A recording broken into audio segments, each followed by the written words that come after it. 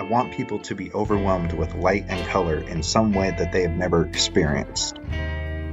These are the words of Dale Chihuly, and that is who I received for my presentation that you're going to be watching today. He was born in September of 1941 in Tacoma, Washington. He would lose his brother in a naval flight accident when he was 16, and his father a year later to a heart attack at 17. He would go on to study around the area after remodeling his mother's recreation room and upon her insistence, to which he would travel around Europe and the Middle East, ultimately visiting the ruins of Petra, returning in 1963 to study further and first incorporating glass shards into woven tapestries. He earned himself an award from the Seattle's Weavers Guild for innovative use of glass and fiber. From there, he would go back to Europe, notably visiting Leningrad and Ireland. Here he would return to the University of Washington in 1965, receiving a BA in interior design. Here he'd meet Jack Leonard Larson, who would become a mentor and a friend. He would also go on to blow his first glass bubble using melted stained glass in a metal pipe. Despite seeing years before how the technique was done, he had never tried it. Notably, he'd go on past this time to work as a commercial fisherman in Alaska, and this was to pay for his master's in glass blowing, the first such class offered in the USA, 1966, taught by Harvey Littleton.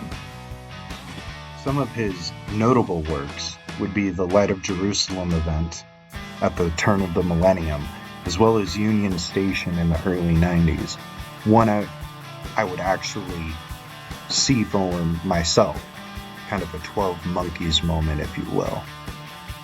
He would go on to travel and work around the world until 1971, when in protest of what was going on in Cambodia at the time, he would start the Pilchuck Glass School with other like-minded artists. A few years later, in 1974, he would help build a glass shop for the American Indian Arts in Santa Fe. 1976 brought the defining moment in his life physically. He was involved in Ireland with a crash that would see the loss of his left eye, permanent issues with his right ankle and foot, and ultimately give him 256 stitches. Several years later, in 1979, he would dislocate his shoulder and he would stop doing the physical parts of blowing entirely. He's also very heavily influenced by Native American culture, combined with more classically refined Roman and Italian motifs. He also incorporates the art of mindfulness and natural beauty that is found in Japan. The example I would provide is the shishakanko, checking and calling, literal translation meaning talking it out. Ultimately, the use of glass as a medium is an allegory for truth and transparency, whose radical and dynamic approach to his work is heavily influenced by pushing his own and formal structures to his craft, whether it be a personal piece or a city block-sized exhibit. Now, you might be asking yourself, why does this matter? But the use of gaffers, for example, other artists, shows that the artist can push not only themselves, but others, thereby enriching more through the creative process, because you get the double effect. You get it once through the artist, and another through the audience. Obviously, his radical approaches to classical, neoclassical, and even avant-garde styles is in and of itself noteworthy. His influence is even upon myself, as I shared, as well as countless other gaffers, apprentices, students, people just viewing his art.